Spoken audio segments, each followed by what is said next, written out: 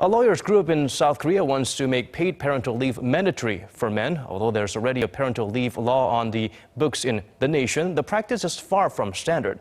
The group is already working to garner support for new legislation. Jung-soo takes a closer look.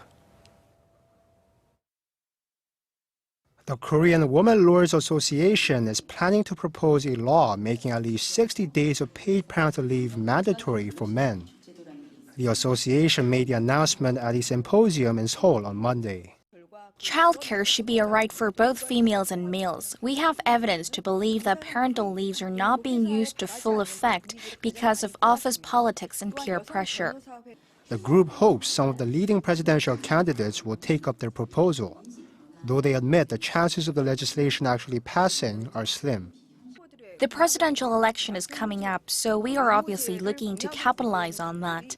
We will make sure this movement doesn't fizz out like the usual campaign pledges. Under Korean law, male employees are technically granted up to a year of unpaid parental leave, and employers can offer paid leave if they want. But the practice is far from accepted as a social norm. Of the 89,795 people in Korea who took parental leaves last year, only 8.5% were men. But the lackluster use of parental leaves is not the only problem.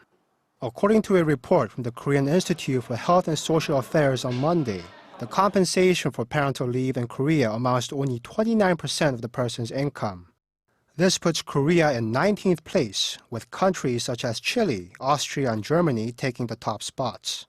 The amount of paid parental leave guaranteed by the government in 2015 was 12.9 weeks on average, or 90 days. That's 5 weeks shorter than the 17.7 weeks on average granted by the 34 OECD member nations.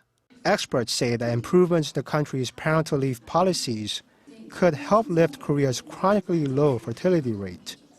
The rate, which measures the number of children a woman will have in her lifetime, is 1.25. putting Korea at 220th out of 224 nations. Korean law requires that employees apply for parental leave separately from maternity or paternity leaves. But the Korean Women Lawyers Association says it is proposing other legislation that combine the two applications into one. Jung-soo, Arirang News.